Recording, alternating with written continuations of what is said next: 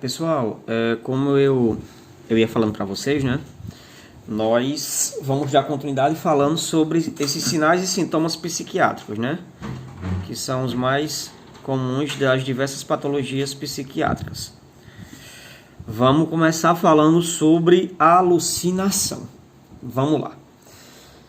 Alucinações são sensações ou percepções em que o objeto não existe, mas que é extremamente real para o paciente. Ele não pode controlar, pois depende de sua vontade. Resumindo, gente, alucinação é você criar alguma coisa que não existe, ou sentir algum cheiro que não existe, um gosto que não existe, qualquer coisa do tipo, né? Então, assim, um exemplo aí é afirmar que está ouvindo vozes. Tá bom?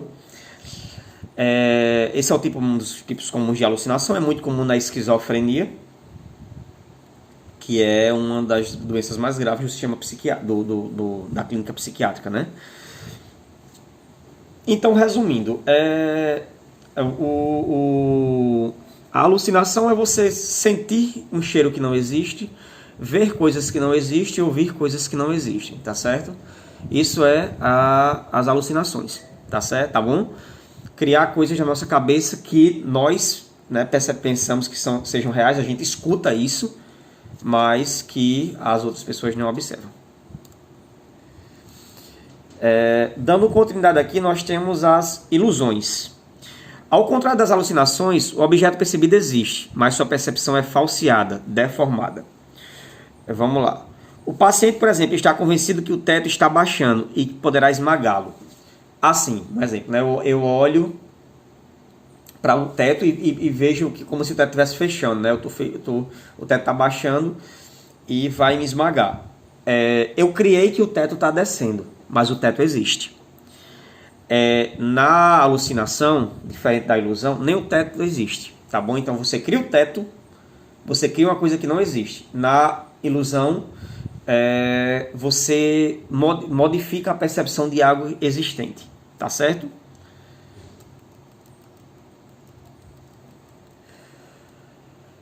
Continuando aqui, gente, nós vamos falar sobre pensamento, né? O que é um pensamento, né? O pensamento é o processo pelo qual associamos e combinamos os conhecimentos que já adquirimos no mundo e chegamos a uma conclusão ou uma nova ideia. Inicia-se a uma sensação, visão, olfato, paladar, audição e tato, e conclui-se com raciocínio, que é caracterizado pela associação de ideias, né? Então, pensamento, né? Então, é o processo no qual associamos e combinamos conhecimento. É pensar, né? Nós pensamos em todo momento, né? Isso aqui já falou. Vamos agora aqui para alterações de linguagem, do linguajar, né? Você já deve ter conhecido alguém gago, você já deve ter conhecido alguém que fala rápido demais ou que fala devagar demais. Alterações de linguagem são consideradas, né, alterações na articulação da linguagem ou no uso da mesma. Então vamos lá para essas alterações de linguagem. Primeira delas é a logorreia. O que é a logorreia? É a fala acelerada demais. São pessoas que falam rápido demais, entendeu?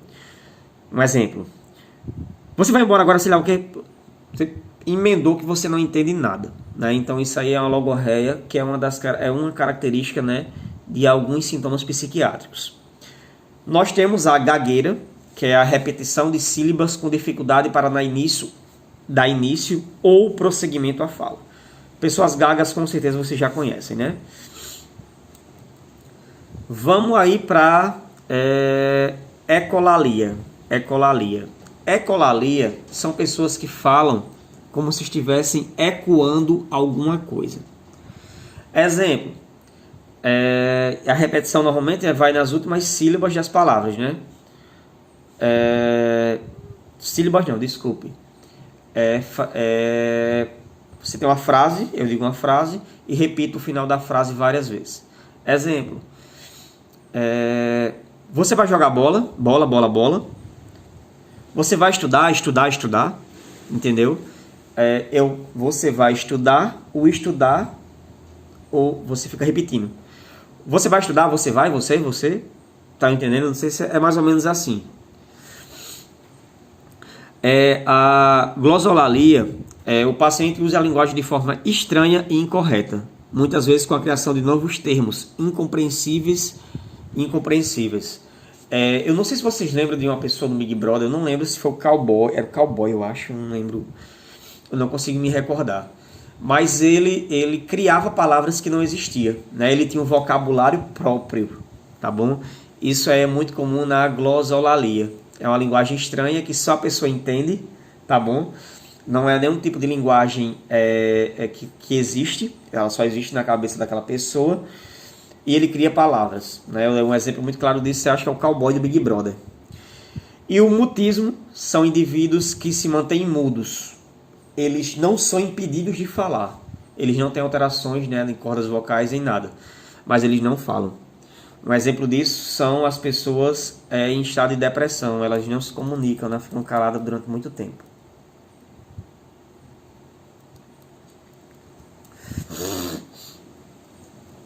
Gente, isso aqui é bem simplesinho, não vou estar...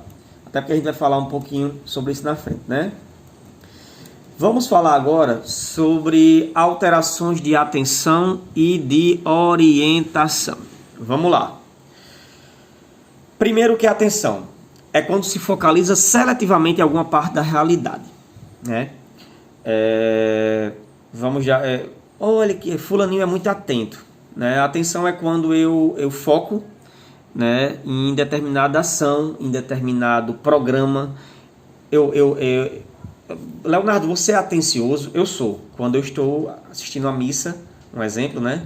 Eu sou bem atento ao que o padre fala. Fulaninha, você é bem atenciosa na sala de aula?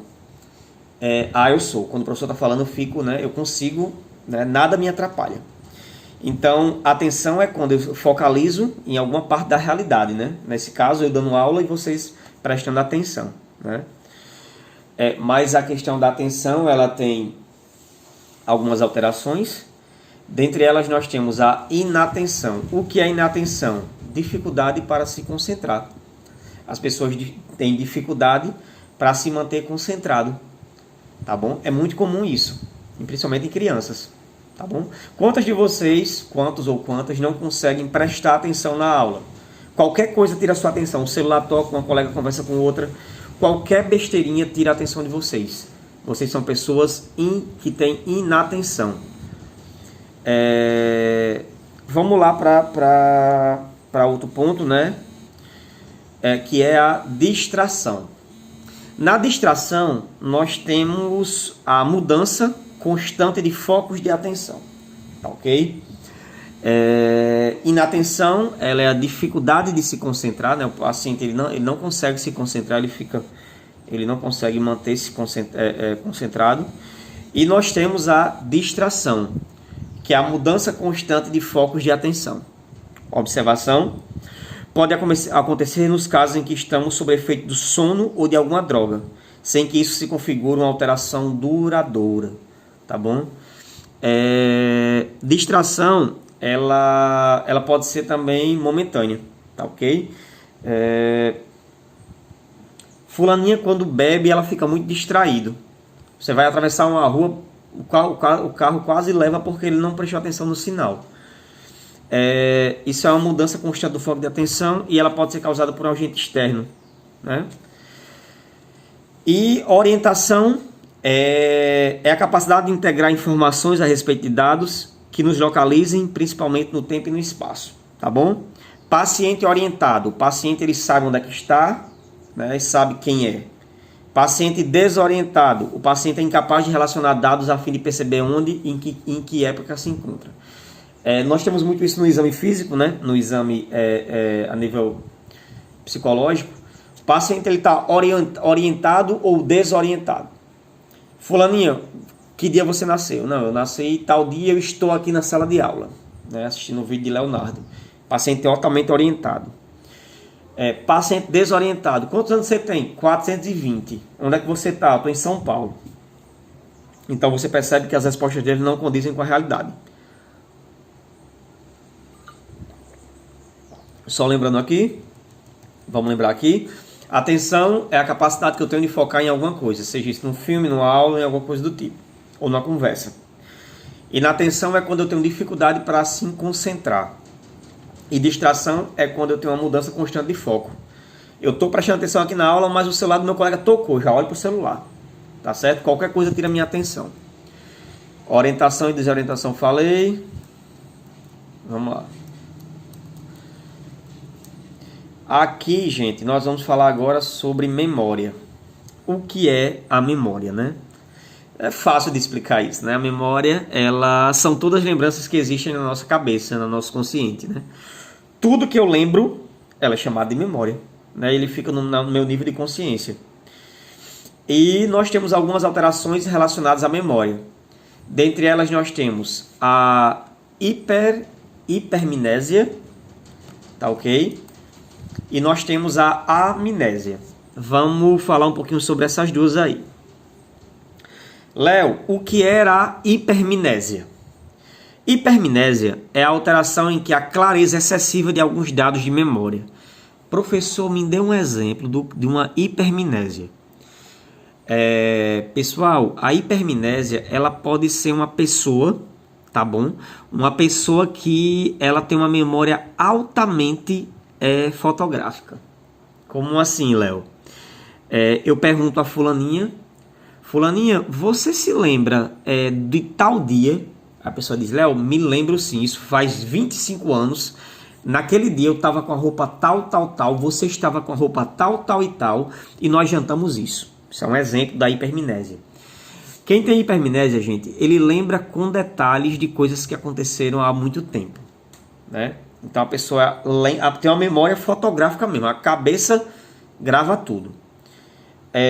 E nós temos, diferente da hipermnésia, nós temos a amnésia, que é a capacidade de recordar total ou parcialmente fatos ocorridos.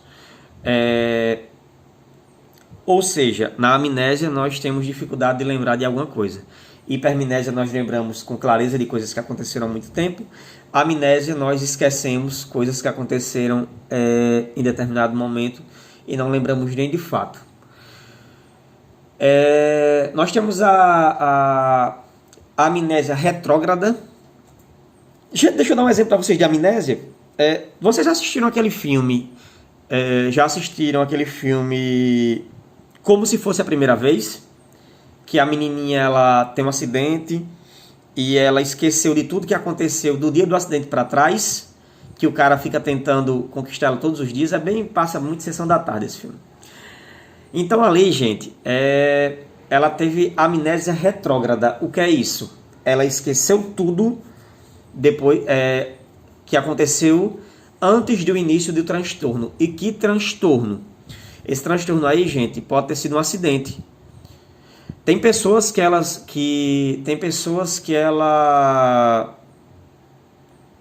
pronto, naquele caso do filme ali, né? Aconteceu um acidente, ela teve um acidente, não, uma lesão cerebral. E depois do acidente ela não lembra de nada, ela não lembra do acidente e desculpa, né? Ali é um tipo de amnésia, né? Que ela esqueceu. Aí só o que acontece? Ela lembra de tudo antes do acidente. Porém, depois do acidente, ela não tem capacidade de reguardar a memória, que é a anterógrada. Na amnésia retrógrada, seria assim: ela sofreu um acidente, ela esquece de tudo para trás, não sabe quem é o pai, não sabe quem é a mãe, nada, só lembra do acidente para frente. E nós temos também a amnésia lagunar, que ela é muito comum em pacientes que passam por traumas psiquiátricos. Léo, me explica aí essa amnésia lagunar. A pessoa tem dificuldade de recordar de fatos isolados, né? Ela parece muito com a memória afetiva, que é a que eu falei há pouco tempo agora, dei o exemplo, mas é memória afetiva. Gente, eu vou só parar um pouquinho de gravar aqui, porque tá dando que o meu celular tá aquecido devido ao tempo, né, de estar gravando. Então eu vou parar um pouquinho agora, vou só terminar na amnésia afetiva, que ela se dá como uma defesa, suprimindo a memória dos fatos muito carregados afetivamente. Ou seja, eu esqueço de algo que me marcou muito.